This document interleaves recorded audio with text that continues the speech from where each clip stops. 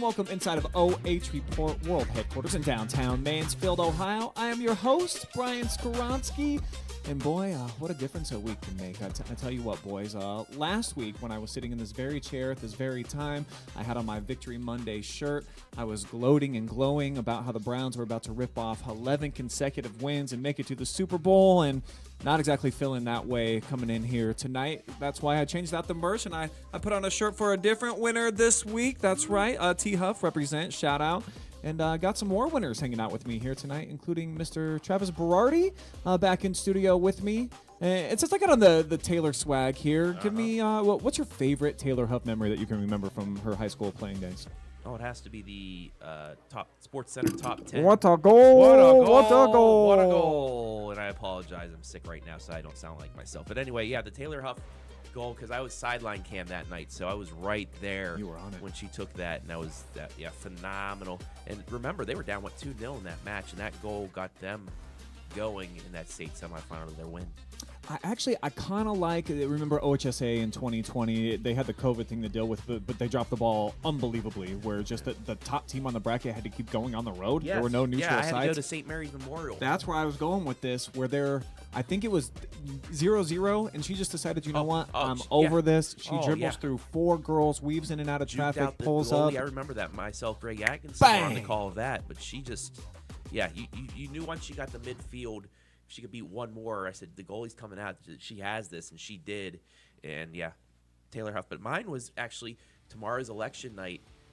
4 years ago, election night, they played Toledo Central Catholic up in Toledo because, again, even though they're the higher seed, they were up there. And remember, Taylor Huff got fouled hard late in that match. Yes, sir. And I said on the air to you, I'm like, you don't want to make her angry. And she ripped a rocket top corner that as well. So, I mean, we have a lot of Taylor memories. Dude, there's so many. Well, when you're a 4-year starter and a 4-year All-Ohioan and a 2-time All-American, you got some things to talk about. We got another winner hanging out with us here tonight. Special here on the podcast, Mr. Jonathon Langdon, one of our true OH reporters, and out adulting for like the first time here, legitimately, since you're fresh out of college. This is kind of your like first job and career path. So tell the world out there what's it like being a full-time adult now. It's jarring. I don't know what to do with my life from when I wake up until about 4 or 5 o'clock because I'm a night worker now, covering all of these games. So just trying to still get in my mode, figuring out what I'm going to do just early on in the day. And now we're moving into basketball season. Things will start to slow down a little bit. Whoa, we still got a week of this volleyball and soccer and football still, but I like your enthusiasm. By the way, we're gonna heck get of there. a call with you. I had a blast calling that Shelby regional championship match. It was a fun match that they had there. Yeah, a spectacular match. Those two teams, Lakeview as well, spectacular. You got to call one as well on Thursday against Highland. The rubber match of those. The most fun games. I've had calling a volleyball match maybe ever. I was a little out of my mind. It was Halloween night, kind of had that Looney Tune feeling taking over my entire body and vibe. But what an exceptional run right now the Lady Whippets are on. And guess what? We're going to have their head coach join us. She's going to be on the show here tonight. She's got prayer group first. So obviously to get to the point where she's at right now, you need a little bit of help from upstairs sometimes. So we're going to hear from Caitlin Olweiler a little bit later in the show. You also went over to Media Day. Shelby was hosting hosting that, so we'll have some clips. You'll hear from some of the players. Also, of course, we've got your top 10 plays of the week coming up. Travis has your Friday Night Phenoms. And then plus that media day, the KMAC report, we still got 3 football teams participating in the playoffs. I think we got the KMAC game of the year coming up on Yes, Friday sir. night too. Centerburg Northmore at the Castle, part 2 of a game that Jonathon called earlier this year. So yeah, really looking forward to that, and really looking forward to get my voice back to call that match. Yeah, we need you to rest up tomorrow. Remember, Yes. green tea, I think a little bit of drizzle of honey. If you can, just a smidgen of bourbon. Not too much, just a smidgen. Drip, drop. You'll figure it out. All right, guys, but we're going to start tonight's show with a guy who's really changed, I think, the way that we think about the culture of Ontario football. This kid helped break kind of a 20-year slump for them, if you will, in terms of not being able to win a league title. Check that box last year with the MOAC. Yep. How about a 10-win season? I don't think they had ever did that before. How about Check. 2 years in a row right now? This kid's unbelievable. He's the leading rusher in the MOAC this season. And by the way, he's a quarterback. Please welcome to the show, the one, the only, Mr. Bodpegn Miller.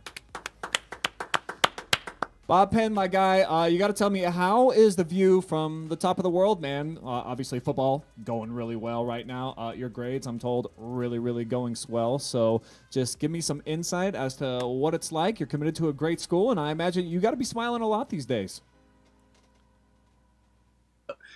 It definitely feels amazing, you know, my dreams coming true and just showing that my hard work is like paying off.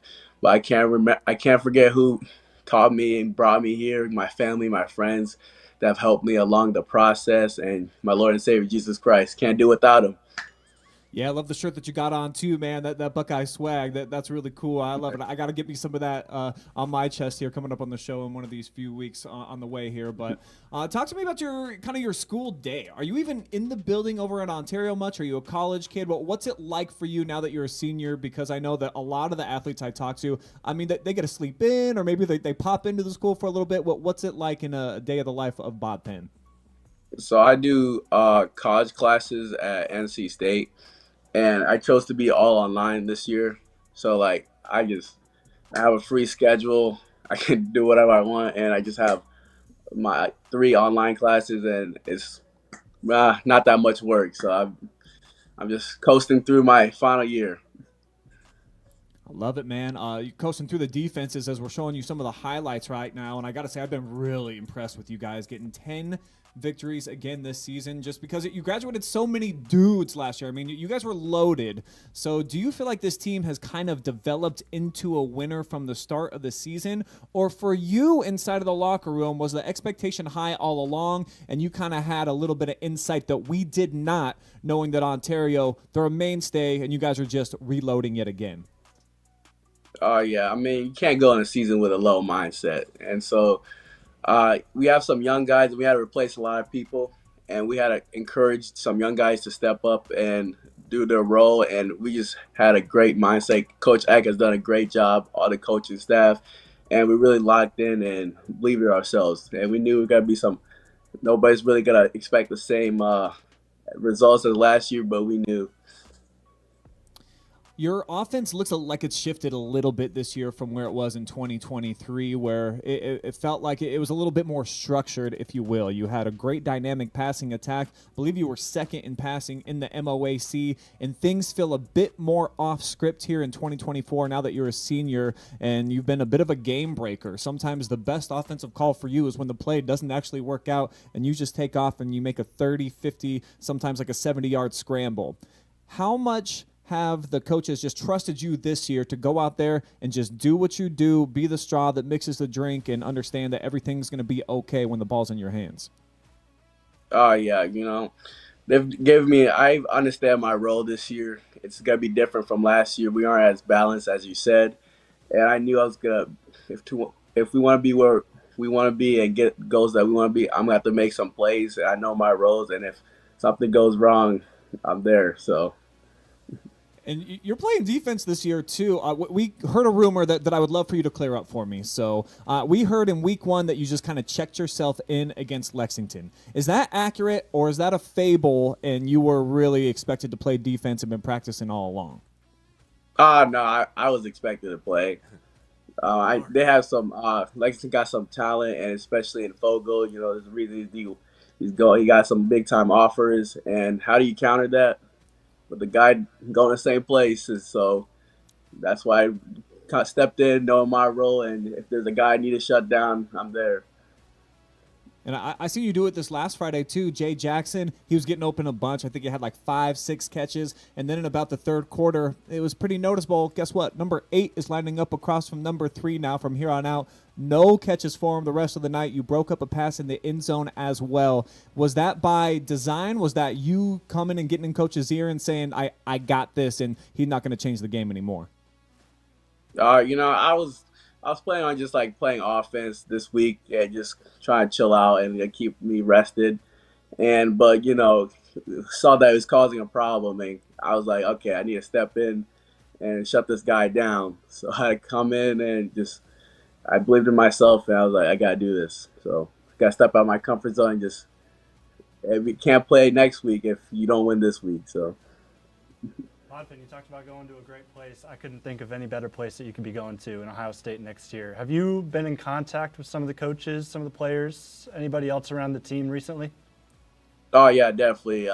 They've done a great job of welcoming me into their program, and I get like me and Brian Hartline, some Coach Locke, and some of the people down there I just talk to every day, and it's definitely helped since I get like tickets to every Ohio State home game. So that's furthered up my relationship with some of the coaches. I met some of the coaches and staff that I haven't met yet, some of the players, the recruits. Yeah, and an even bigger question for you, because I got to know, are you a gamer? Because I know if I was a recruit like you, I'd be going right to the sticks on College Football 25, throwing myself in the game and playing with some of my future teammates. Are you doing that baby. as of lately? Honestly, I haven't been playing that much. I was playing over the summer a lot when college football first came out, and once like the season got going, I've kind of haven't really touched my PlayStation.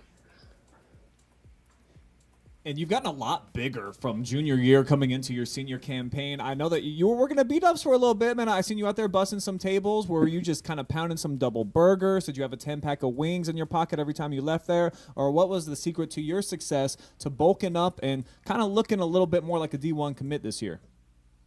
I was mostly just like staying disciplined, just what I eat and just how much I eat, the calorie count and all that. It's mostly just discipline.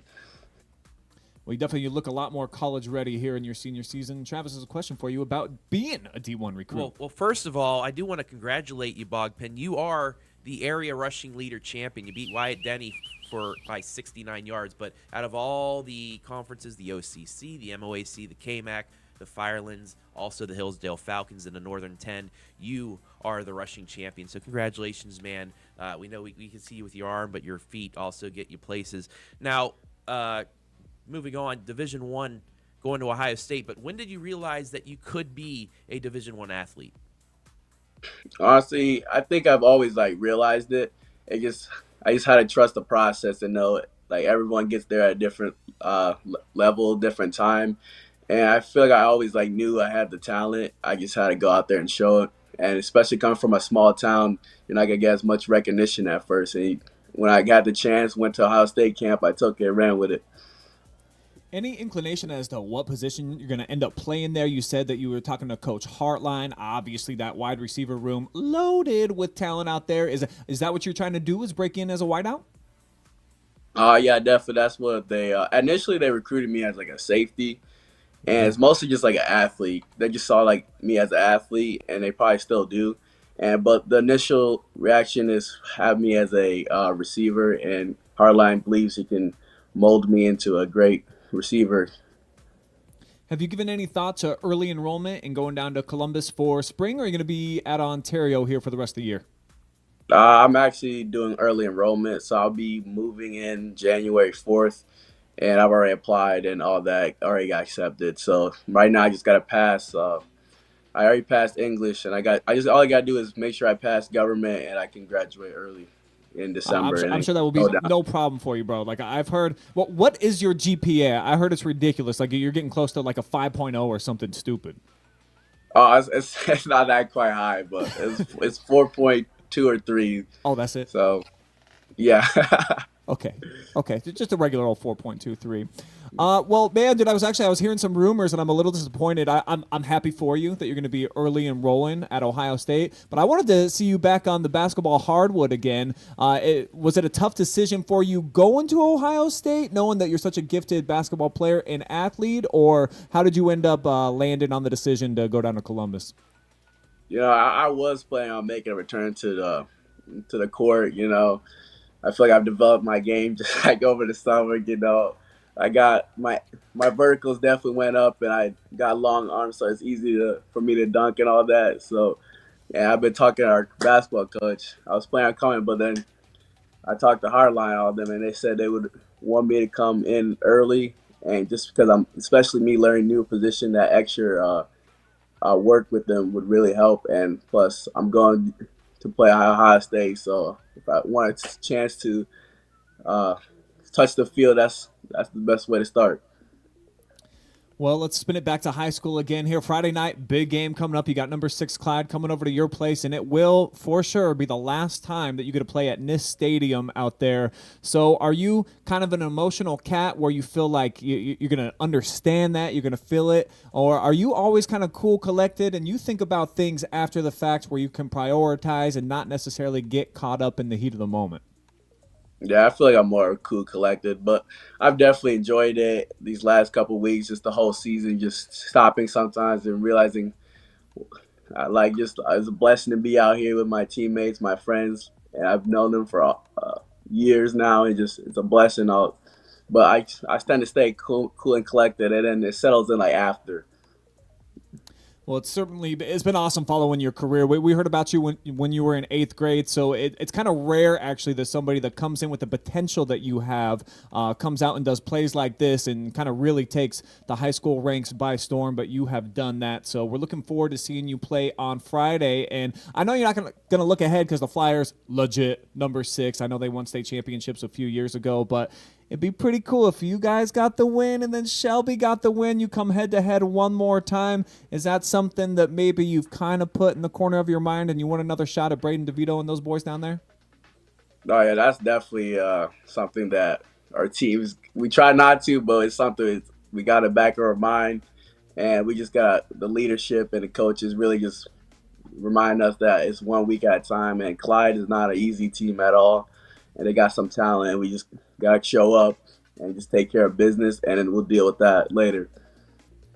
All right, brother, looking forward to seeing you there on Friday night. I will be on the call again. Make sure that you keep acing those exams. Get that GPA up. But 4.23, baby, we can do a little bit better, man. Let's get you enrolled early with a big-time GPA, and keep it going, man. Looking forward to see how far you guys can take this thing. All right, thank you. All right, thank you. Just what a nice young man, of course, well-spoken. He's got the grades. I'm just joking. That's a ridiculous GPA. I didn't even know that was a thing, that you could do better than 4.0 until I was at senior year, and then they were like announcing some kids that were walking across the stage. I was like, how do you do 4.1? Yeah, the same thing happened in when I went to college as a freshman. One of my buddies across the hall, he had a 5.4 GPA. I don't understand how that's even possible. I don't get it either. Classes galore. Jeez. Yeah.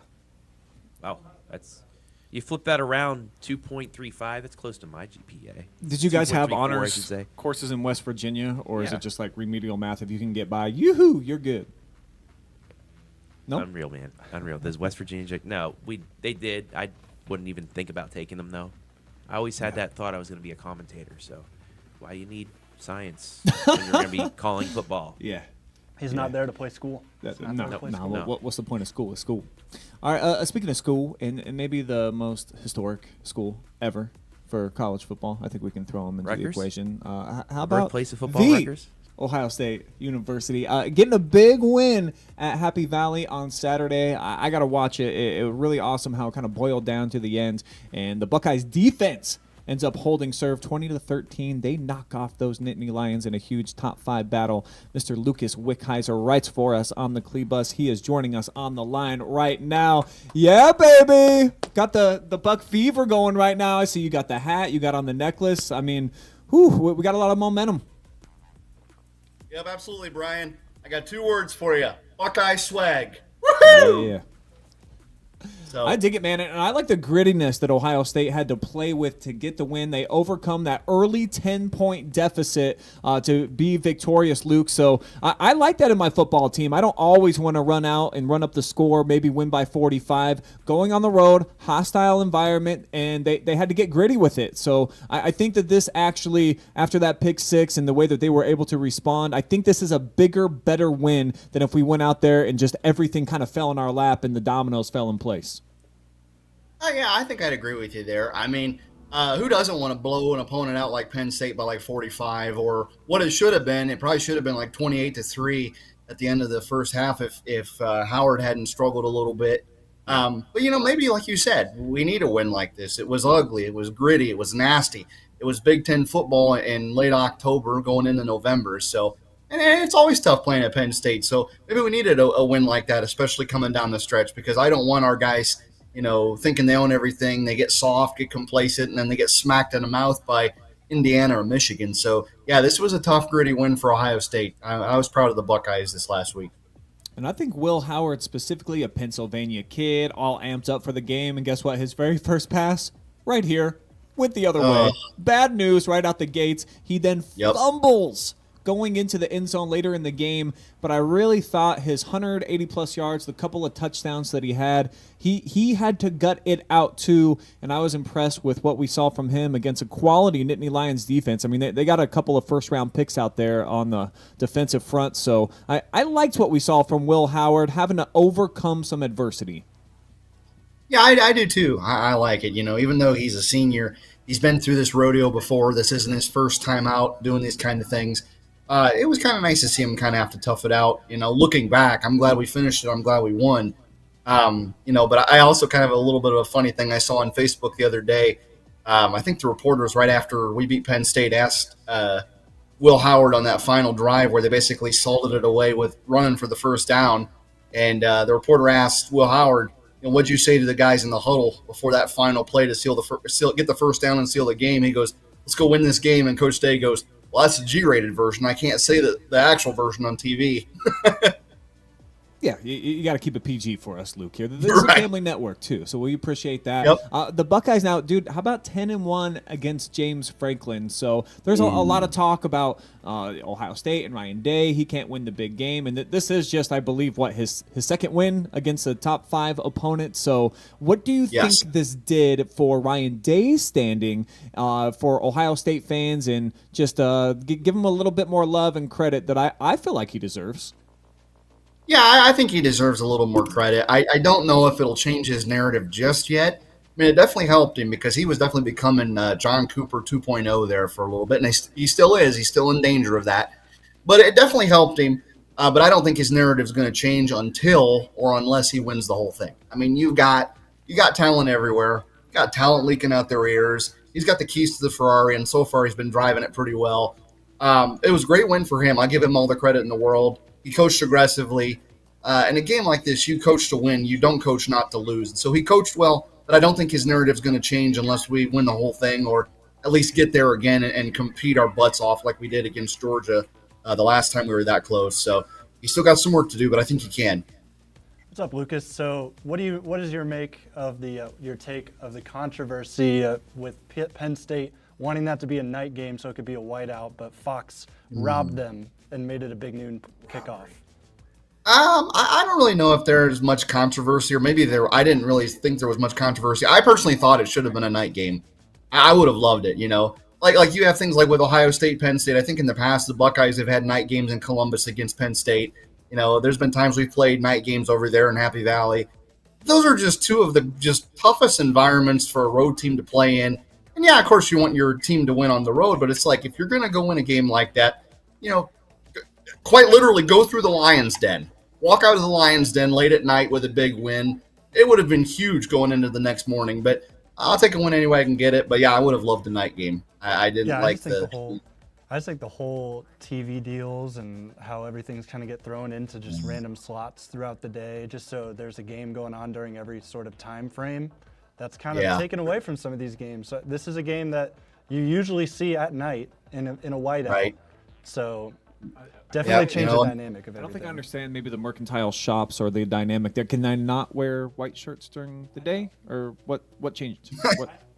There's just something different about a night game, and all you're seeing is just a sea of white. I don't know. Yeah. I couldn't really. Right.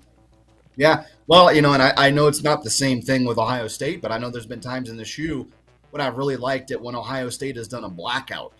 Yeah, I mean, it just looks freaky. I love it when Ohio State's in the shoe at night doing a blackout in games like this. But yeah, I mean, everyone's got to have money these days for TV deals. Everyone's like, it's ESPN Plus, NFL Plus. It's like, come on, stop with the money deals. I'm not a fan of it either. It ruins the sport.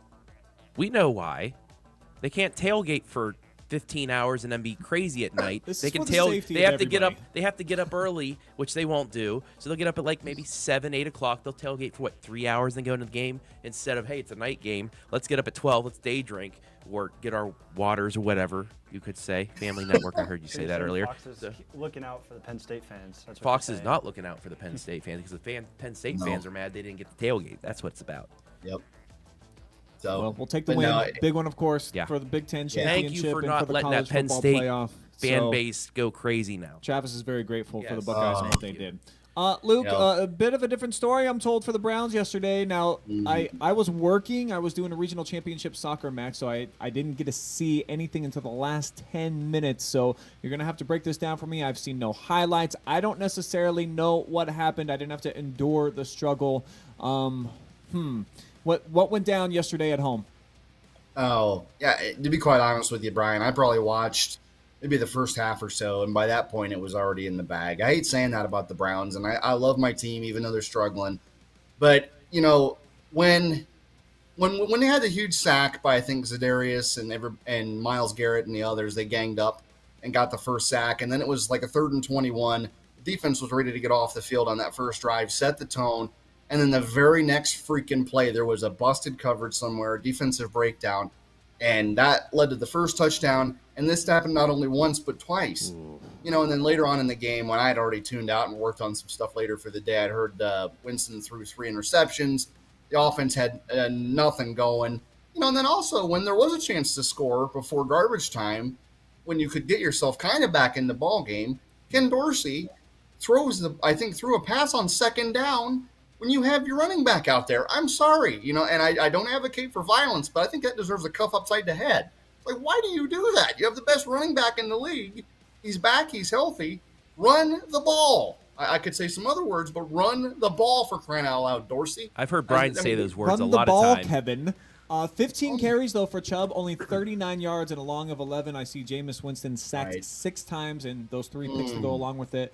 Offensive line issues, is that still the biggest problem going down in Cleveland, is that we just cannot open holes and protect our dudes in the backfield? I think it's definitely one of them, and I don't want to blame one person, but and I don't know who the best offensive line coach that you could get if you hired someone else in the offseason would be. But Andy Dickerson, I think this is his first time as an offensive line coach. I think he's been an offensive assistant, like a quality control guy, but maybe he's in way over his head. And I know we've already mentioned this once this year, and we'll do it again. I'll do it again, but man, oh man, do we miss Bill Callahan. I mean, that guy oh my God. That guy was a genius. I mean, he was almost, and I don't want to slam Bill for this. It's not a slam. It's actually a compliment. He was so anal about the smallest details with like foot placement, hand placement, kind of how you get your leverage and how you control your opponent. That's kind of like Joe Thomas was too. I'd love to see him be the Browns O-line coach. Can't do much worse. But no, I think Andy Dickerson, the Browns O-line coach, is in way over his head.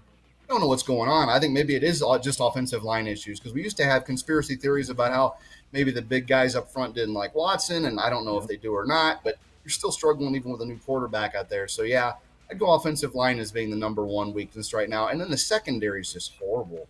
And that just makes me sad, kind of angry, too, because Newsome and Ward were supposed to be these 2 dogs out there, and they're getting torched. So, but, yeah, we'll see what happens the rest of the year. But I'm worried about the Browns being in massive fire sale mode, but we'll see what happens. Yeah, looking at the rest of the year, a bye week this week, so can't lose on Sunday. So there'll be some smiles, certainly. Well, unless they trade tomorrow's trade deadline.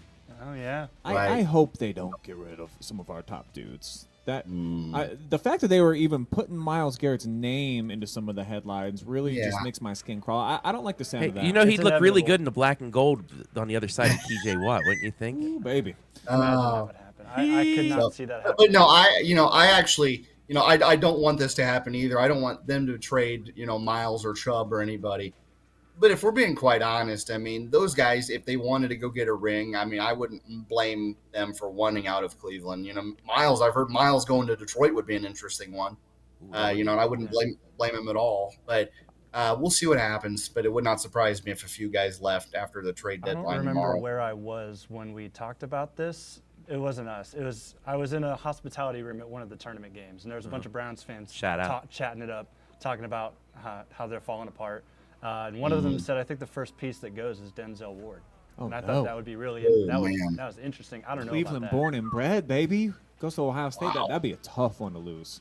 Yeah. I think Nick Chubb, most beloved player on the team. Myles Garrett, number 2. Denzel Ward, right there. If we just keep those 3 pieces, I think Browns fans will accept if we get rid of like a Zadarius Smith. I don't even know who else would be out on the chopping block for us, but those would be probably the top 4 guys that I think teams would want. Yeah, now that you mentioned Denzel Ward possibly being on the trading block, I don't know if you guys remember this guy. I remember when the Browns, I think Sashi Brown was still there, but I don't know if you remember a guy named Dante Whitner. He was one of my favorite players when he was in Cleveland. With the Buckeyes, with Cleveland. He was just an enforcer. I love that dude. I loved him. He was such a hard hitter. Oh, man. And then I think our front office kind of, screwed him over or shafted him. He wanted to come back, and they traded him or didn't re-sign him. I'm like, what are you doing? He actually wanted to be here, and he was born in Cleveland, I think. I think he was born in Cleveland and went to Glenville, and they just treated one of their own like garbage. And so the Browns have not had a good history of treating their best players well, but we'll see what happens. It would break my heart if Chubb and Ward went, but I also wouldn't be surprised either. You know who hasn't broken your heart? The Cary Blue Devils. What a win over Tenora, huh? Yes, sir. Yes, sir, absolutely. I was saying some words that I couldn't say on here during the game, but, sometimes those games are ugly. Sometimes you got to win a knockdown, drag-out fight, and credit to Nora for getting up for this one and playing a great game against us. But the Blue Devils did just enough to win. They were physical. They ran the ball down their throat, and I think they ran for 302 rushing yards. So you're saying you were saying run the blank and ball, and they ran the blank and ball. Just run the ball, Kevin. Yes, they ran the blank and ball, Travis. Patrick Henry coming up. What do you think about that matchup? 9-2.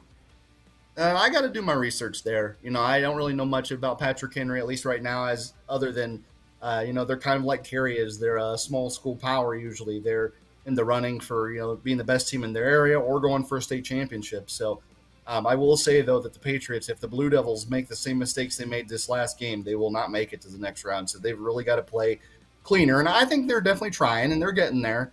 But they've got to play more discipline and just run the ball and play keep away. And I don't want to keep going back to this because it's a different team, but every time the Blue Devils control the time of possession, I always smile because I think of cold water.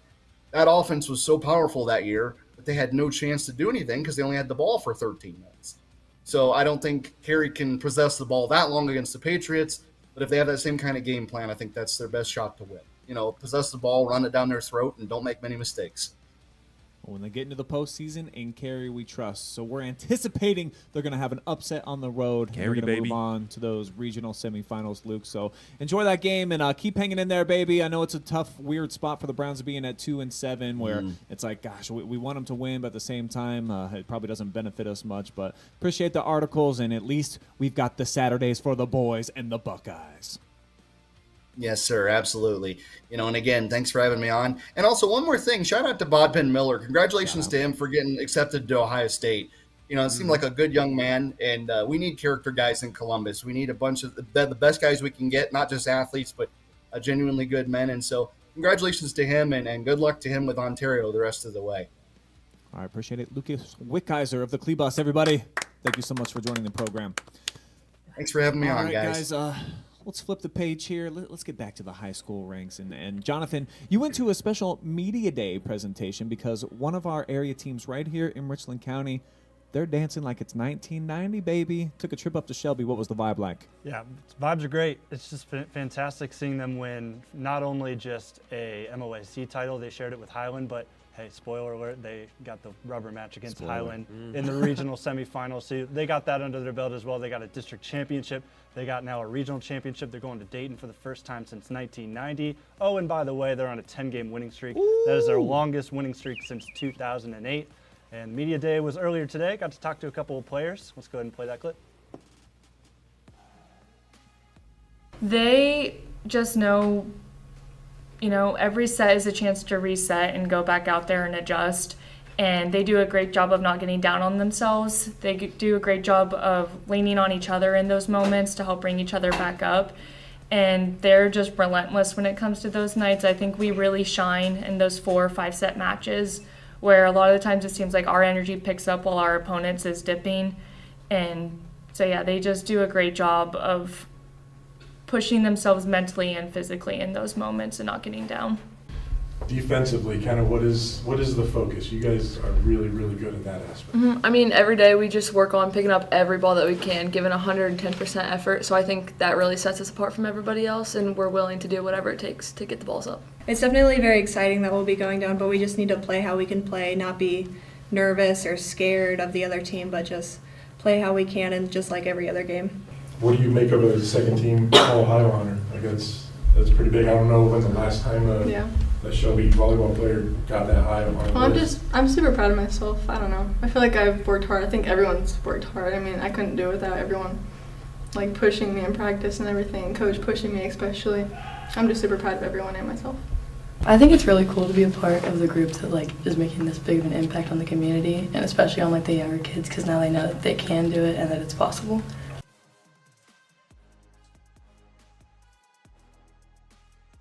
Coming in now, the head coach of the Shelby Lady Whippets, fresh off of a prayer group too. So bringing the good vibes all the way around, Mrs. Caitlin Olweiler. How we doing, Coach? Good. Thanks for having me, guys. Hey, it's our pleasure to have you here on the show tonight, and you returned a lot of pieces to this team. I see 8 seniors. You had 9 letter winners after your first year. How much different do you feel like it was entering year number 2, getting to know your team a little bit? You kind of knew the cast of characters and understanding that you had a lot of good ones coming back. Sure. I knew coming in with them last year that this team had a lot of potential and a lot of talent. It was just about how do we unleash that talent. And then we only lost 2 seniors last year, so we knew we had a lot of potential this year to build upon what we already started last year. And I read at the beginning of the year that you had a team motto this year, which is touch the line. What does that mean, and how have your girls really embodied that mentality? Yeah, so touch the line kind of refers to when we're doing our sprints in practice. It's meaning that when you do those back and forth sprints, you reach your hand all the way down and touch the line. So it's a metaphor just for doing the little things, because in the end, the little things are what's going to give you that end result that you want. So it's just it's about not cheating yourself, not cheating your teammates, just to get that result that you want at the end. I remember during conditioning, Travis, I would come up a little bit short if Coach wasn't really looking. I might not touch the line, and then that's why we didn't go probably to state Final Fours. So it's all kind of resonating, and it makes sense here, Coach. Right. Really cool, though, to see your team kind of take that next step, or even a couple of steps here in your second year as opposed to the first. And Jonathon has a question for you about your coaching journey, actually just getting to Shelby and being in this position. Yeah. When you see me, you're going to see the hat. Good to have a fellow MVNU alum here in the building today. Yeah, absolutely. Here on the podcast. So just talk about from getting your diploma at Mount Vernon and just the journey that you took to end up here to now coaching your team to a state Final Four. Yeah. So go Cougs. First off, we'll get a shout out to them. Their volleyball team is also having a great season. So they actually just got the number 2 seed in their Crossroads League tournament. So super excited for them. So graduated from Mount Vernon Nazarene. Then I went to the University of Akron to get my graduate degree in speech language pathology. And within that time frame, I'm originally from the Mount Vernon area, and my husband graduated from Crestview High School. So that's how I ended up in this area, and kind of how I ended up at Shelby City Schools working as a speech therapist there, and just kind of naturally fell into the position of as a head coach. We could probably use your services. We're talking all the time out here, Caitlin, and we have word salads that just get mixed up all the way around, where it's a crouton when it really should be a tomato and all sorts of things. Right. So maybe we'll get a hold of you after the podcast here tonight. But I got to tell you, Thursday night was the most fun I think I've ever had calling a volleyball match, period. It's Halloween night. The vibe was right. The mood was set. Red Rage was going absolutely berserk. And the crowd was just, it was unbelievable to be a part of. How cool was it from your vantage point? The 3-set comeback, it's against a conference rival. You're going head-to-head with a team that's one of the top in the entire state, and you get it done in dramatic fashion. Had to have been crazy down there on the sideline to be you. Yeah. We knew going into the tournament that there was a strong chance we were going to face Highland in that regional semi match, and we were excited for it. Highland's a great team, but we know we're a great team too, and we had split during season, and so we were looking forward to just coming out and deciding who was the champion between our games. And I just have so much respect though for Highland as just them as a team and their program that they've built there. It really is truly something special. So then I think that just really speaks to my team as well and how hard they've worked, and to go out and beat a team with like Highland with the history they have, it just really says a lot to their hard work and their dedication and just being relentless and fearless on the court. And we were just seeing there another really exciting match for your girls on Saturday, where you come from behind yet again. You win 3 consecutive sets. Travis has a question for you just about the resiliency that this team possesses. Yeah, and Brian said Thursday was his favorite. My favorite match of the year was Saturday in the regional championship. But you fall down 2-0 to Highland. You come back and beat them. You fall down 1-0 in the regional final. It looks like they have the momentum, but you come back. Take me into the huddle right here. What kind of adjustments can you make in the game of volleyball to get your team back in, get into that winning way once again, down 2-0, momentum-wise, things like that, down 1-0? Just what changes are you able to make in something like that? Yeah. Really, the changes that we're making in those situations are not necessarily physical changes. A lot of it is a mental shift that we're having to talk about. We just talk about how it's another set. It's another opportunity to go out and compete the way we know how to. A lot of times we talk about how, we're settled in now. Any jitters that we may have had are gone, and then we can settle into more of our rhythm and play Shelby volleyball. Sometimes teams, just when their back's against the wall, it seems like that's kind of the DNA and the makeup of this squad, is that's when they kind of thrive and they play their best volleyball. And obviously, with a couple of wins, come from behinds, you're getting a lot of attention right now. You have the media day, a lot of folks out there, and your kids having to answer a lot of questions. So who do you feel like is really enjoying the spotlight from your cast of characters, and how much do you enjoy being at the center of attention, or do you? I think all of the girls are loving the media attention right now. Last year with the boys basketball team, we saw what they got, so we kind of knew expecting going in. And we do just really appreciate all of the media that we are getting. All the time it's not necessarily going to be equal between boys and girls sports, but that's been far from it for us. And we just really appreciate that experience we're having. And I think we all just view it as a privilege that we get to do all of this. So we've just had a really positive attitude and mindset towards all the media for sure. State Final Four coming up here on Thursday night. Going to take on another state-ranked opponent in Marlington. You guys rolling down in style, or what's the trip plans like to get down to Dayton? Yeah, we're not taking the yellow limo down to Dayton. We actually got a charter bus. So I think we're going to do a big district send-off again, where elementary comes together, middle school, high school. We all come together at the high school, and we'll do a big send-off for us. That was awesome. I went to the basketball one.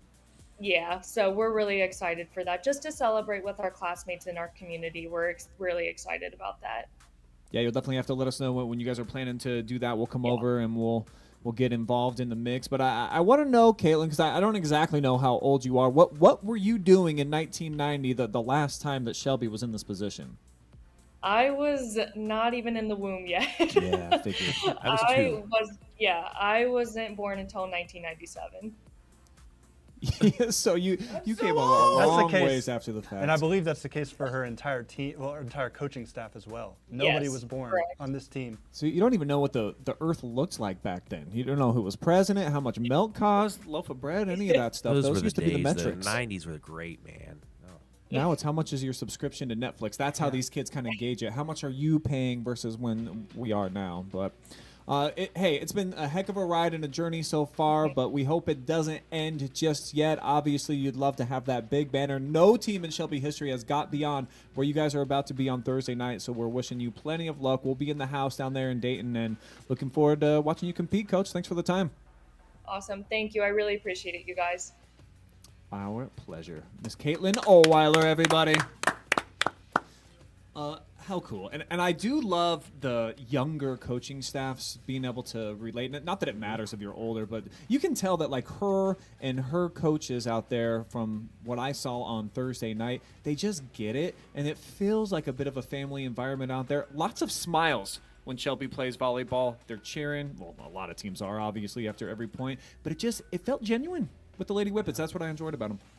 I just feel like, obviously, you're going to have fun playing volleyball no matter where you're at, but just the overall vibe that I get from the Shelby volleyball team is just off the charts compared to some of the other teams that we've seen in our area. Just the fact that they're going to be dancing all the way to Dayton, that's definitely going to help them even more, and that's going to give them that lift I think that they need to get past the number 4 team in Division 4. They'll be doing the worm on the way to Dayton, actually, as we saw in the match in the regional we final. Asked her about that. But we forgot. Oh, well, maybe we'll ask her when we get down there early enough. Yeah. But something else too. It's a different type of style from these newer coaches to the older coaches. You know, you get a Coach Weaver that's you know tough, in your face, stern, things like that. And then the newer generation is more, let's go, let's happy, things like that. I just think you're seeing that change in more sports now, and it's starting to work. We have to build up these kids all the time. Tough love doesn't Right. necessarily work anymore. Like, it's true. Yeah, There's yeah. been a transition, and either you get in and fit in where it works, or you're kind of left by the wayside, or you're not having your contract renewed. So I think that the newer generation, they're kind of proving that. Yep. And we're seeing a lot of younger coaches have plenty of success here in and around the area. I'll be interested to see when we go down to Dayton how many of those coaches for those teams are a little bit younger, closer to Ohlweiler's age. That'll be a unique observation. You guys are going down there. A doubleheader on Thursday? Kind of a doubleheader. We got like 5 hours in between the matches and different venues, too. Calvert St. Paul's going to be at Wright State for their semi. Then we're going to Vandalia Butler for Shelby's at 7:30. So, we'll get there early enough to see worm practice. There was a question at Media Day that somebody asked and said, "Is it take a little bit of pressure off of you to Shelby? Does it take a little pressure off of you to be playing at a high school rather than at Wright State?" And Coach Ohlweiler's response was, "Have you seen Vandalia Butler High right? School? Yeah, it's literally the same thing." Yes, it's an arena. No, those are arenas down there. Like when East Knox played in a regional, it wasn't Butler, but one of the other schools. It was literally a bowl, big arena type deal for like D2 or D1 in the Dayton area. It's nuts. Well, you guys are going to find out on Thursday night just how nuts it really is. And then, Nutter Center before that. So just a nutty day all the way around. Quite nutty. Quite nutty. Well, guys, hey, let's get back to the high school football, and let's spin the clocks back before we turn the clocks forward or fell or however that works. What here time on is Sunday. it? It's dark out. Why is it dark out right now? It Well, was dark like 2 hours ago. Yeah, I know. under the Friday night lights of Week 11, guys, we had some phenomenal plays. Without further ado, here's the best of the best. We narrowed it down to 10 for your viewing pleasure. Here come your top plays, playoff edition from Week 11, brought to you by the good folks at Spherion Mid-Ohio. Start the countdown off with a likely finalist for Ohio Mr. Football. Shelby QB Braden DeVito basically defies physics here, launching the deep ball practically from his backside with a defender right in his grill, but somehow still drops a dime in the bucket to Avery Lambert, who trots in 32 yards for the score. How about a couple more looks at this insane throw? DeVito literally looking into the heavens when he releases the ball, and his prayers would be answered. Whippets roll Elida, 49-21. Northmore's 11-0 for the first time ever, and this connection has been producing big plays all year. A.J. Bauer going to thread the needle to the back of the end zone where Bo Landon does the toe tap clap. One more look at the NFL-style grab by Big Play Bo, 26-yard TD reception, and a 42-0 win. He's just a sophomore, but Eli Stump has been quite the captain of Big Walnut's offensive ship, navigating the waters in the pocket like Nemo escaping from a pack of sharks. Frantic 3-yard touchdown run and a blowout win for the Golden Eagles, but he kept it cool. Amazing pocket awareness and escapability, looking like he's busting out of Alcatraz into the open waters. And 6 points for Big Walnut. Nominee 4 is more like a disappearing act than a football play. Mason Van Tilburg gets the carry, now you see him, now you don't, now he's gone. 20 yards later, Ontario senior back lights up the scoreboard for 6, and no great illusionist shares their secrets, but I want to know where exactly Mason goes before re-emerging on the other side of the line here, as he Houdinis into the end zone and a Warriors victory over Clear Fork. Another awesome run by the senior. Defense on the way at nominee 5, and don't blink or you might miss the swift INT by OG senior linebacker Vinny Brinkman, who flows with the action, reads the QB's eyes, and he comes away with a big pick. And it's not an easy catch on the laser throw, but Brinkman able to haul it in to help upset Galleon on their home turf. The Zach Attack got the band back together for a road performance on Friday night. Cuyahoga Heights sophomore QB Zach Schaefer lobs the jump ball to the front of the end zone, and Zach Unger right over the back of the defender for the 13-yard score. We'll show it to you again. Unger straight up mossing the D-back. Big-time touchdown and an upset win of St. Paul. Red Wolves move on 37-20. We've got QB on QB crime at nominee number 7. Crestviews Liam Kuhn goes for the deep ball as he exits the pocket down the sideline, and he lets it fly, and this is just crazy. The one-man tip drill INT. Chase Miller even gets 2 feet down after tipping it to himself, looking like a high-wire solo circus act in a blowout win for third-seeded Ottawa Hills. Amazing individual effort to create a Green Bears highlight reel takeaway. This next top play has become kind of a mainstay down on Tough Street, but that's probably why Danville's Aiden Burke executes this to perfection. Rolling right off the toss, but it's a halfback pass back to the quarterback. 2-point conversion made good by Jacob Hackman on the grab, and even a high five from that youngster.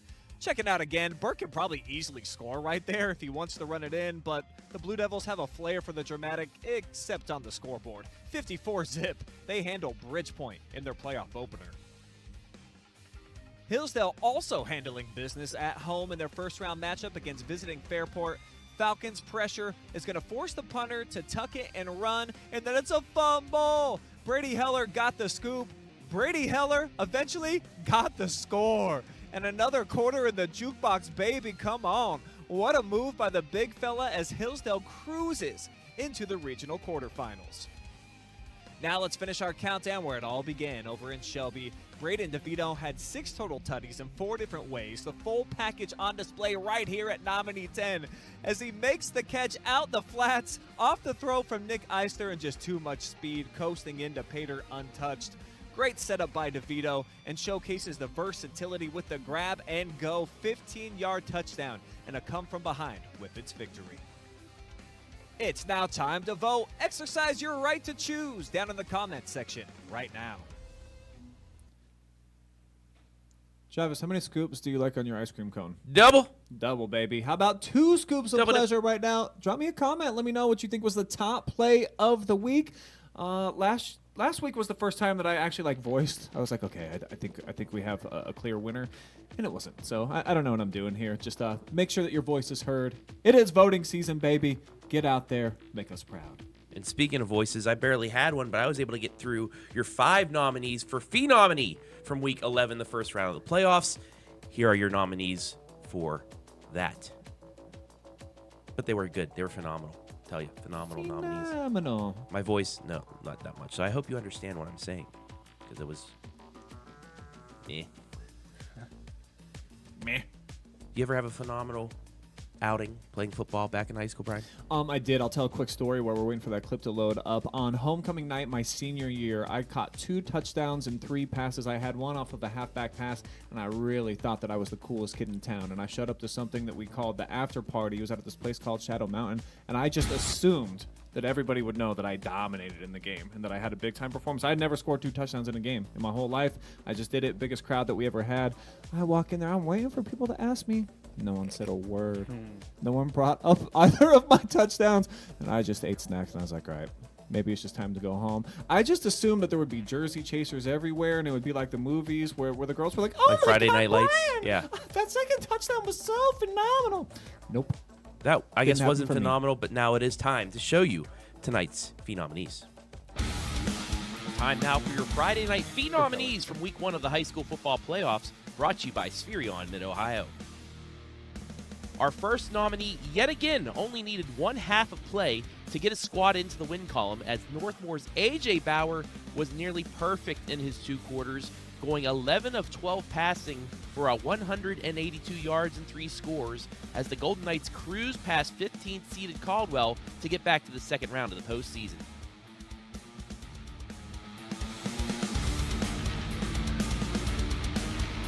Nominee number 2 keeps adding to his Mr. Football resume, as Shelby signal caller Braden DeVito hit the century mark through the air and on the ground, passing for 206 yards and rushing for 103 yards. He totaled 5 offensive scores on the night, but wasn't done there, as he also scored on defense with his first career pick 6 total touchdowns for the Shelby Junior sensation. Phenom number 3 provided a hat trick for the Hillsdale Falcons in their playoff opening win against Fairport Harding, as wideout Hayden McFadden showed his speed and versatility, catching 5 balls for 131 yards and 3 touchdowns, with most of those yards coming via the yak, as the second-seeded Hillsdale Falcons speed their way onto the regional quarterfinal at home. Nom Nom number 4 helped bring his squad back from a multiple-score deficit in their opening round matchup, as Cuyahoga Heights quarterback Zach Schaefer found the end zone 4 times in their 37-20 win over St. Paul. The sophomore was 11 of 18 passing for 124 yards on the night, as the Red Wolves pull off the minor upset. Our final Phe nominee comes from Tough Street Stadium, and no, it's not for a defensive or rushing performance. Senior quarterback Jacob Hackman gave teams in the regional notice that the Blue Devils in fact can go to the air if needed, as he went 8 of 14 passing for 132 yards and 4 touchdowns, as top-seeded Danville tamed the Bulldogs of Bridgeport in their postseason opener.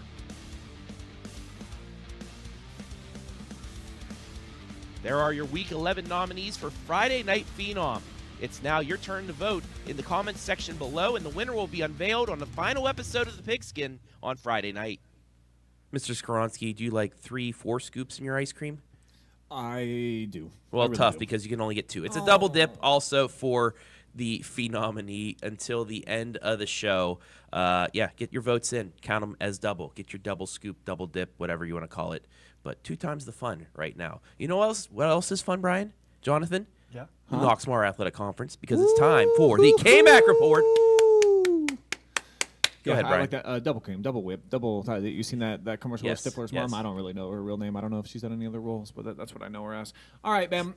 Let's first and foremost, since we got the applaud machine going, let's just keep it going for Centerburg volleyball. Okay. Oh, yeah. Jonathan, Yeah, you got to yeah, see yeah. them in person. You made the trip down to Dayton. They had to go against probably the best team in the state. Well, they are ranked. They are number number one. one, yeah. They are number 1, and they probably will win state. That was a really good team. MAC is a really good conference in general. Yeah. I believe at that time of that game, half of the league was still in. They were in a regional tournament, which I think is just ridiculous. New Bremen was one of them. Of course, they also fell, They though, fell to to Aurora, who beat Monroeville. So, yeah. Yeah, It's just crazy. commonplace for that league to have that many teams still in regional for volleyball, because obviously they do football. That number one, that they're better than any other league in the state. But then volleyball too, I think volleyball's exceptional. better than football, because you got Marion Local kind of just taking everything over. They're blowing everybody out, so it's more even, I would say, in volleyball. Even though Coldwater did go undefeated in the conference this year, MAC is just a different level. All sports, but there is one sport that the KMAC can take claim over the MAC, and that is cross country. Yes. Yes, right. the cross country, and specifically the Mount Gilead Indians, a team that I donated 1 hour of my time walking around the track to start the year, expecting the boys to do something. Well, guess what? The boys did something. They are state champs, second time in 3 years. You see the picture of them with the girls squad. The girls, as a team, finished 20th, but they made it down to states too. Yeah. But look at that. Look at that. Boys, 2 times in 3 years, state champs, and in between, they had a state runner-up. Indians finished 6 points short of a repeat last year, so they were right on the doorstep. They just needed one kid to finish like a couple places in front of somebody else. 119 points for them this year. They outdo Convoy Crestview, who had 131. Will Baker, 4-time podium maker. How about that, dude? 15:06. That's ridiculous. And he didn't get first. It's not fast enough. Wow. Luke Snyder of Rittman with a 14:58. That was his career best so far for Luke. He saved But he's his still best all for last. Ohioan as well, though. Still all Ohioan. Easily all Four-time Ohioan. All-Ohio. Second place, rounding out the rest of the boys, Owen Hirschner, 29th. He also is All-Ohio by just one spot. They take the top 30 in there, so I believe he would be a third-teamer. I think that's how they do it. Henry Bartlett, 67th, 1642. Dude, these times are insane. Nolan Hirschner, 78th, 1650. And then Tommy Emberg, 83rd, 1654. So everybody sub 17. And guess what? They've got a whole closet of great runners coming back. A lot of those dudes will be returning again. They'd probably be the favorite again in 2025. Powerhouse. Underrated conference, the KMAC. I keep telling people this. They won't understand. Well, look at it. Look at how many football teams are still playing. I mean, good grief. 3 teams in the second round of the playoffs. Volleyball had Centerburg going into a regional. I mean, what? On our post about Mount Gilead and their state run in cross country, someone said that they're the Marion local of cross country. Ooh. Well, if they could do it for 20 more years, then you gotta get started. Got to get started somewhere. So they're on the right track. You talked about it. People are coming back. They got a chance to run it back. I dig it, man. And shout out Tess Schultz, senior, Loudonville. She finishes off her career with a 5th place finish, 18-18 her final time, and she was the KMAC Athlete of the Month for the month of September. So shout out to her. And not KMAC here, but a quick shout out to our intern, Georgia McFarland from Crestview. 153rd, 7th place for the Crestview Cougars. So Georgia's been helping me out, palling around here for the last several weeks, and coming up big time right there. But guess what, guys? We've still got some football action going down in the KMAC. 4 teams started the playoffs. 3 survived week number 1 of the postseason. So long to Fredericktown. It was fun while you guys were around, but man, they got housed. Did you guys kind of see this coming out of Oak Harbor? I thought that they would do a little bit better than 52-7. Yeah, but Oak Harbor's got a really strong squad this year. I mean, them Perkins, Clyde's still in it. You know, Sandusky had an upset. Like, the SBC's up this year, and it showed with Oak Harbor just taking care of business up on the harbor. So we say goodbye to one team, and we're going to have to say goodbye to one more, at least, unfortunately. That's right. This the weekend. Game of the year in the KMAC. I don't care. I'm naming it now because you had a chance to call that first one. Yep. And, well, Northmore knew the rule. I actually talked with Andy Bauer, one of our sponsors, father of AJ Bauer, who kicked that. He said, personally, I probably would have squibbed it, but AJ just booted that in the end zone, knew the rule. But still, Centerburg, a big comeback. This game was 21-0 at one point, but then A.J. Bauer throws the pick 6, and that changed the whole complexion of this game. And then, it came down to the last seconds. Yeah, and Coach Armrose, I could tell that he also knew the rule. He was out there yelling at the officials, as he should, because if he knows the rule. And talk about this guy, Cohen Becker. He had 4 touchdowns in that game as well. So this Northmore team, they're going to be ready. This Centerburg team, they know that they can do it because they did it before. So the confidence you're going to see from this Trojan team and how Northmore's going to have to respond, that'll be the big key in this one. If Centerburg can get out to a hot start, I think this will be close the whole way. But a player that had 27 catches, 661 yards receiving, and 11 touchdowns, and a pick 6 and some big pass deflections did not play in that game. That is Jack Swenger. Jack Swenger is healthy. He's 100%. He's going to be playing in that game, too. That spreads out the wide receiver core. That gets a couple pieces back defensively into their spots. It's going to be interesting to see how they play like that. Because you remember, too, Centerburg went to Danville and Danville somehow shut down that passing attack. Northmore would be the only other team that has the opportunity to shut something down like that. And I would say outside of that Danville game where they got shut out, obviously, there was a player that hadn't gotten himself going quite yet for the Trojans, and that was Chris Marshall. Yes. He's really started to pick it up as of game. late. So I'm not saying that he's going to cancel out Jax Wenger, but him definitely playing up to his caliber that we're used to seeing him at. That will be interesting in this one as well. I do have the Golden Knights stats up. Brian, do you know how many touchdowns they've scored total this season? I'm gonna guess 50. 61. Woo! 61. They've scored 31 touchdowns. They've scored 30 touchdowns rushing between Carson Campbell and Cohen Becker, rushing-wise. That's a lot. Passing touchdowns, A.J. Bauer, 28. He's over 2,000 yards passing as well. In what I'd say like 6.5 games total because of the halves he Get the sat kid out. some playing time. A 72.9 completion percentage. He's averaging 188 yards a game. He's going to be an All-Ohioan once again, but he plays well. He doesn't throw a pick six, doesn't make those little mistakes he did against Centerburg. I think the Golden Knights have the upper hand by, I'd say, 2 touchdowns. I'm going to put the spread as 13.5. So, Coach Coella, you can use this as bulletin board material. I still think Centerburg. I wish this game was a regional final, because I believe both teams can make it to a regional final. So it's tough that it had to play out now instead of 2 weeks down the line. But I also think that you're going to see the best Centerburg that you possibly could, because I don't think that they would play to the caliber that they're going to play on Friday, playing against anybody else, because they know they want Northmore. Oh, yeah. This is a big game for them. Yeah. So just the level of play you're going to see from the Centerburg team, I didn't even bring up Chris's brother Miles, who's been playing really well. Trevin Harris starting to pick it up. Blaine Ball threw a couple of picks against Danville, trying to clean it up, get into the play. Obviously, they had that big win in the playoffs, and who knows? We're going to see. This is going to be fun. I think it's going to be a very fun game, Brian. 3 wins in a row for the kids from the heart of Ohio. 6 out of their last 7. And, oh, by the way, scoring 34 or more in all of those victories. So the Trojans got it going on. I kind of agree with your point spread, though. I've just got this little thing in the middle of my gut that says Northmore's going to win big at the Castle. So Centerburg, more bulletin board material. I just can't picture them with the full complement of weapons being put under 40 points. Northmore, and I'm talking about. And also with the coaching staff that they can make adjustments from what they learned in that. It's not just Centerburg learning from what they did. It's Northmore learning some of the mistakes they made, some of the adjustments they need to make as well. Do you think this could be similar to what we saw with Clear Fork, Ontario? Because Clear Fork was close on Ontario in their first meeting. Second meeting, not so much, even though it was closer than the score might say. I think the score would be more of a shootout. But yes, Centerburg's not coming out and scoring 2 points. No, absolutely not. If they score 2 points, I'll walk back from the Castle on Friday night. Like only 2 points. I'll hold them to that.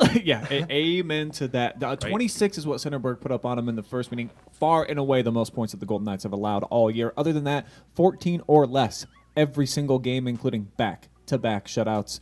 Only 6 points allowed over the last 3 games for Northmore. Yeah. Golden Knights are they're rolling defensively. Now it's time to talk about Danville, because they're the third and final KMAC team remaining. And I'll tell you what, they've played, I don't want to say like a lot of close games, but they've played closer games. So it's unique to see Danville, a team that even when they're playing lower caliber teams, they don't put up too much points because they run the ball, they run the clock out. 54 points, 40 points in the first half. I was shocked by that, honestly.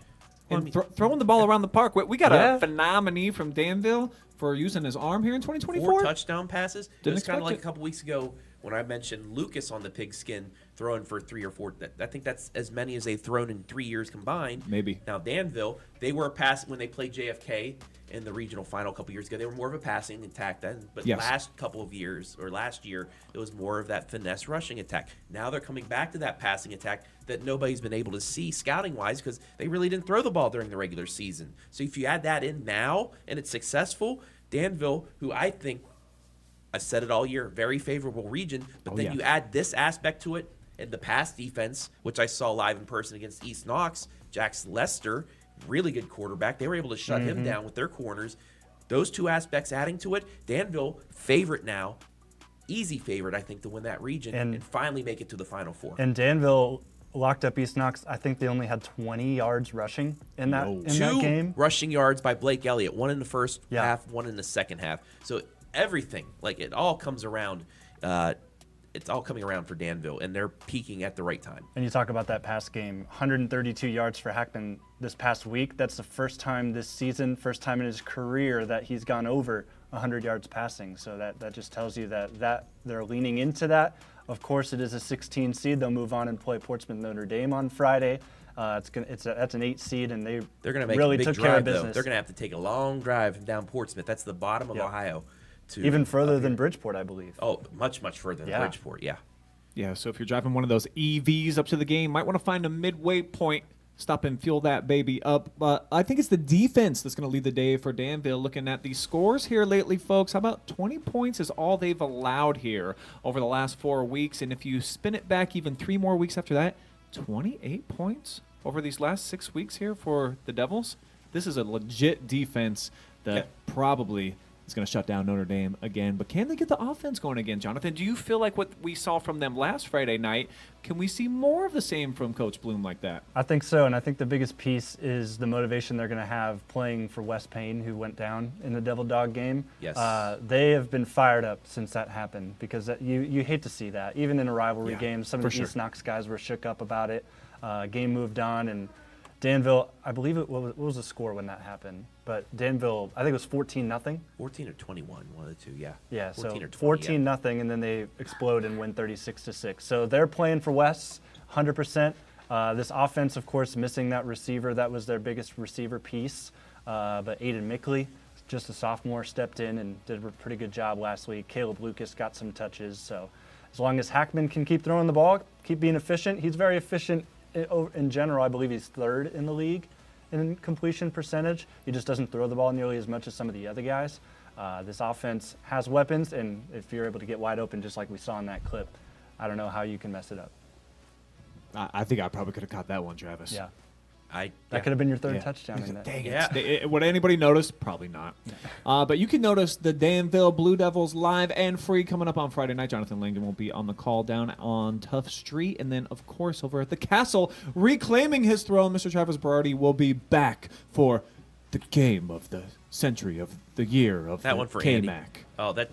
it is. Yeah, that is the game of the year. Week 12. Because we were kind of dubbing the Northmore Danville game, the Northmore East Knox game, and kind of the Northmore Centerburg game. The Centerburg game was the closest that we had, but I think it is really going to be a show. You guys got to watch that one.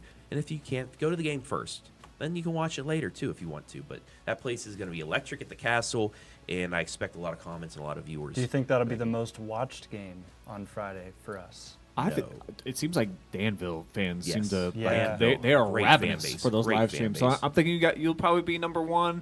You'll probably be number 2. And then here is the full complement of the live streams that we have coming up here. Big Walnut, number 1 seed. They get Maslin Perry coming over to their place. That's going to be a big one. Yep. So win from them, win from Ashland. We get an Ashland Big Walnut regional semi next week. So rooting for both Big Walnut and Ashland in that region. That's in D2 Region 7. We're going to go down to Grandview Heights. Colonel Crawford, after an upset win on the road all the way down by your home state of West Virginia. They come home, 2-point conversion to win it, and now they get the top seed. So that'll be pretty fun. We got our friends with WBCO on the call for that one. Jonathan down on Tough Street. Over in Falcon Country for Hillsdale, they're taking on number 7 Wyndham. We will have Zach Truex on the call for that game. I will be back over at NIST Stadium where Ontario is taking on number 6 Clyde. I think that's Probably a a game. good That's viewing gonna be a audience. game. Yeah. Should be a great game, and this is a real test, I think, for Ontario. Last week pushed a little bit. I really feel like Clear Fork was in that game. They fumbled going into the end zone right before the end of the second quarter, which totally could have changed the complexion. They're driving again at the end of the third quarter, but defensively, I feel like Ontario is really tough. They're stout up front this year. That should be a fun game to check out. And then also we'll be over at Shelby. Ottawa Glandorf, who we saw upset Galleon over at their place. They're going to be going head-to-head, and then we will have a highlight of Warren JFK at Monroeville, so lots of action going down live and free on Friday night. But I think that's gonna put a bow on tonight, fellers. What you looking at over there, Trav? You got some bets coming in on the Monday Night Football. Anything that you want to share? How is Yin's bets going right now? I actually have not Yin's bets. I've made quite a nice amount of money. I might be able to make myself I might be able to go on a vacation after basketball season's over because of Hello. all the stuff I've won. Oh, he's But I'm already actually looking past. Yeah. He's looking at past basketball He season. was giving me crap for looking we got a forward few to more. basketball Well, season. yeah. Now he's looking after. right? Yeah. But no, I'm ordering dinner right now because I haven't eaten since like 1 o'clock. Same. Jump on that too. You Let's getting a see. steak, aren't you? I'm on a 30-hour fast right now. I'm going to get home. I'm going to have some steak. I'm going to have some sweet mashed potatoes for me waiting. So Sweet shout out taters, to the eh? wife. Making it all happen. But, hey, it's been real, fellas. Looking forward to your guys' coverage coming up on Thursday down in Dayton with the 2 live streams that we'll have for Calvert versus St. Paul and then Shelby versus Marlington. And then, of course, a jam-packed Friday night. You can see it all right here on the OH.Report. And fingers crossed for Saturday. Shelby, that's right, Calvert, baby. St. We won Paul. it. We won it. And don't forget about Wednesday. We got the Coach's Corner as well. You're going to be the host. Crawford, yeah. Two good guests. I'll ask Coach over at Crawford about what he was thinking when he thought about going for 2 in the winter. Pruners, baby. And then I'll talk also with the Golden Knights about the rematch with Sunderland. So it'll be fun. That's all on the way. But for now, for tonight, we're done. So long, y'all.